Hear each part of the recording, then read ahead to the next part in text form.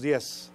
¿Qué tal, Salvador? Muy buenos días a ti y al auditorio. Pues efectivamente con esta investigación pudimos comprobar uno de los esquemas de fraude, literalmente, que opera en el gobierno federal y que es sabido y solapado por funcionarios públicos, pese a que la Auditoría Superior de la Federación había alertado ya del uso justamente del artículo 1 de la Ley de Adquisiciones, que permite hacer contrataciones entre entidades públicas, precisamente para evitar, digamos, burocracia. Sin embargo, las dependencias usaron este artículo, digamos, para evadir la Ley de Adquisiciones. Es decir, por ejemplo, la Secretaría de Desarrollo Social necesitaba productos para la Cruzada Nacional contra el Hambre. Eso no se lo podía proveer la Universidad Autónoma del Estado de México, sin embargo, contrataba a la universidad para que le prestara este tipo de servicios. La universidad violaba la Ley de Adquisiciones porque contrataba o subcontrataba, digamos, más de 45% del monto total que le habían otorgado. La ley permite hasta 45%, sin embargo, la universidad contrató más de 90%. Cuando los auditores, digamos, preguntaban a los funcionarios públicos de la universidad por qué habían escogido a estas empresas, lo que respondían es que las propias dependencias les habían indicado a qué empresas contratar. La investigación de Animal Político siguió la ruta del dinero y lo que hizo fue investigar esas empresas que habían sido contratadas por las universidades. Nuestra investigación, digamos, se concentró en 186 empresas que fueron utilizadas y donde terminaron los recursos públicos, y pudimos comprobar que 128 de ellas son irregulares. Nayeli, si te parece, vamos a ver un fragmento del reportaje que estamos viendo en este momento del video, en donde tú vas, junto con los periodistas de Animal Político, a estas empresas que aparecen como las contratistas, pero resulta que o no hay empresas, o son empresas muy pequeñas que no tendrían la capacidad para manejar esos recursos. ¿Te parece si lo vemos un momento? Vamos a ver esta parte del reportaje. Ninguna postura. Perdón, ¿aquí es Limón Publicistas? No, ya no existe. ¿Ya no existe? ¿Pero sí estuvo aquí? Estuvo un tiempo, pero esa ya la solución de arriba. Pero no, ya no existe. Sí. ¿Buy Power también está en este edificio? No, ya no existe tampoco. ¿Tampoco? Bueno. Era como lo mismo, ¿no? Es lo mismo, pero ya no están aquí. Que en la administración nos dijeron que sí está aquí, o sea, que esa empresa sigue estando aquí. Sí, pero nosotros no somos allá. Que tiene, o sea, bueno, lo que nos dijeron es que los tres nombres es como lo mismo. Sí, pero nosotros es acá. Ajá. Y pues nosotros no podemos meternos de aquel lado. Ajá, pero cualquier O sea, pero eso tiene un vínculo entre ustedes. Las empresas. Ajá, sí, pero nosotros casi no sabemos nada de lo que pasa allá. Nosotros es un simple almacén nada más. Estamos buscando las oficinas de 3 empresas, Icalma, Eviana y Comercializadora Integral de Productos Villarregia. ¿Sí? ¿Es aquí?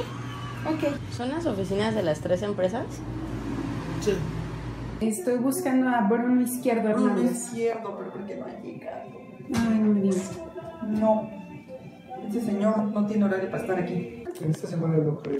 ¿La siguiente? Podría ser. Ahí estamos viendo, Nayeli, la investigación de campo que hicieron para comprobar que estas empresas pues son una fachada, pues son un fraude. Sí, exacto, y la investigación de campo prácticamente fue como ya de los últimos pasos, porque antes habíamos rastreado a cada una de estas 186 empresas en 8 fuentes distintas de consulta, desde el registro público de la propiedad, el sistema empresarial mexicano, también Compranet, también en el INPI y en el SAT, las listas de empresas fantasma que reporta el SAT, y pues de todas o de la mayoría de estas 128, como les mencionaba, pues habíamos encontrado varias irregularidades. La confirmación fue acudir justamente a los domicilios y encontrar este tipo de cosas como las que vieron en estas imágenes, y además cuando buscamos también a los accionistas resultaba que eran personas que vivían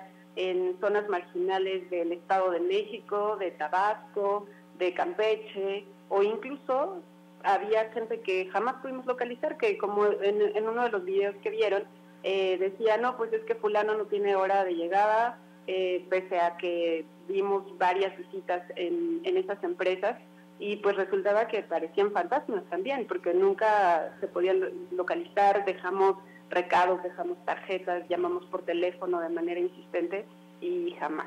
Ahora, ¿no? Nayeli, sí. Ustedes hablan hasta de 7,760 millones de pesos. Esto es una cifra realmente de escándalo. Vamos a ver, entiendo más partes del reportaje, esta es la primera parte de la que estamos comentando ahora, pero ¿y el destino final de ese dinero a dónde fue? Es decir, ya nos describiste y documentan la ruta de cómo lo sacaron a la universidad, de la universidad a empresas fantasma, y luego, ¿qué pasaba con ese dinero? Ese dinero finalmente se perdía, Salvador, porque digamos que a partir de que sale de las dependencias públicas, digamos, es como el rastro posible que la Auditoría Superior de la Federación podía hacer de acuerdo a sus facultades. Nosotros dimos ese paso adicional en ver a las empresas, pero en realidad, ¿a dónde fue a parar? Le corresponde a las autoridades descubrirlos. A Hacienda, Inteligencia Financiera, al área de Inteligencia Financiera, al Servicio de Administración Tributaria, que finalmente son los entes que tienen los instrumentos y toda la información donde se puede desagregar esto. Finalmente, nosotros no tenemos acceso a cuentas bancarias de las empresas, ¿no?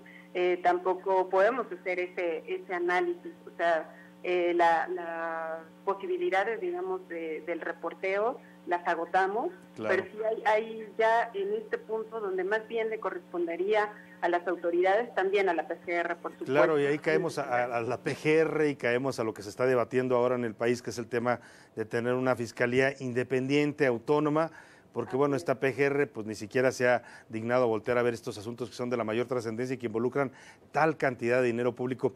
Nayeli, te queremos pedir de favor, si nos permites un momento en la línea, tenemos que hacer un corte obligado, pero volvemos contigo para concluir esta primera parte del reportaje. Sí, por supuesto. Muchas gracias. Estamos platicando con Nayeli Roldán. Bueno, está en la línea telefónica Nayeli Roldán, reportera, autora de este reportaje junto con Mexicanos contra la Corrupción. Selena Ávila está aquí conmigo y te quiere hacer una pregunta, Nayeli. Sí, claro.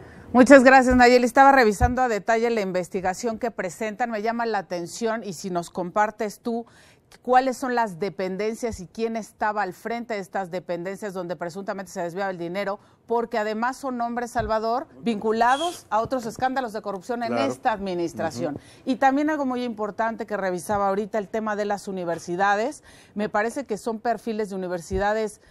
No quiero ser despectiva con el tipo de universidad, salvo una que es el Estado de México, pero digamos no las grandes universidades de este país. O sea, el modus operandi parece que fue sistemático en ese sentido. Si también nos podrías decir, Nayeli, por favor, de qué universidades se trata, como dice tu investigación. Sí, es relevante ambos datos.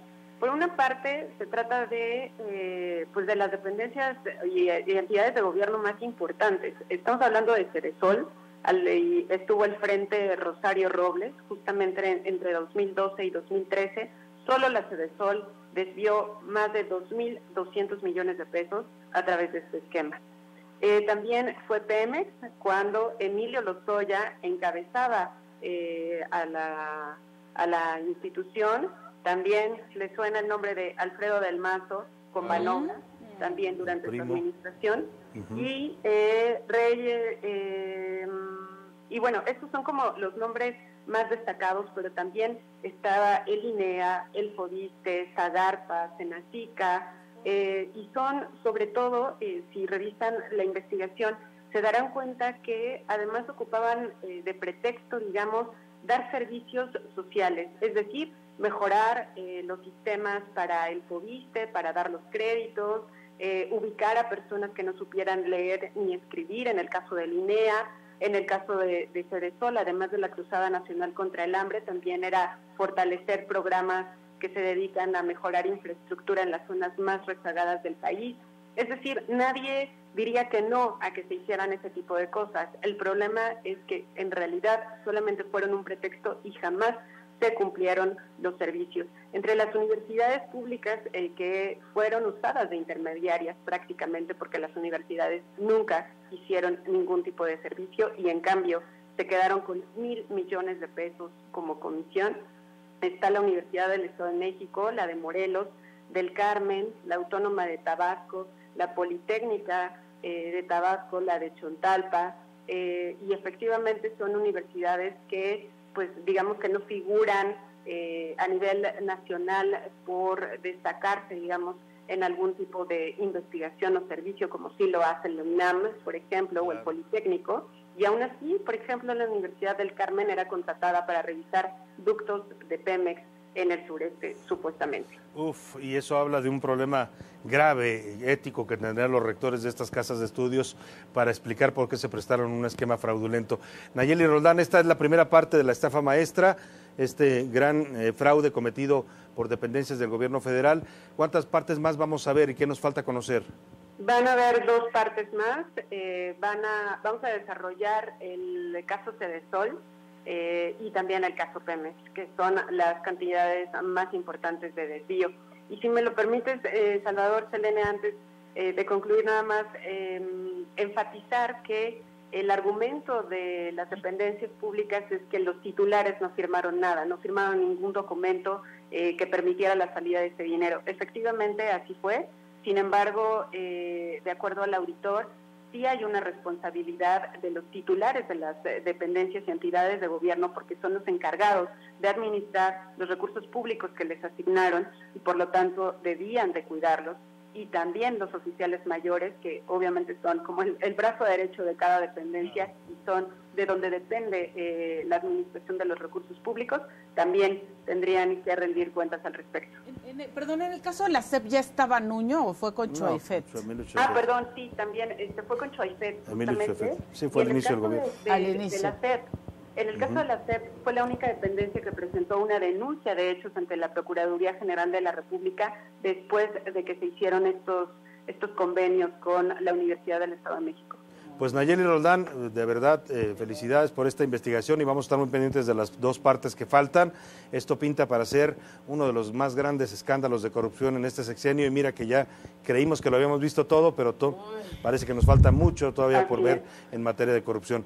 Nayeli Roldán, reportera de Animal Político, gracias por conversar con nosotros. Miriam Castillo también trabajó contigo en esta investigación. Muchas gracias. Exacto, y Manu Ureste. Y Manu Bretes también, a todos ellos felicidades, este equipo de periodistas de Animal Político y también con el apoyo de Mexicanos contra la Corrupción. Gracias, Nayeli. Gracias.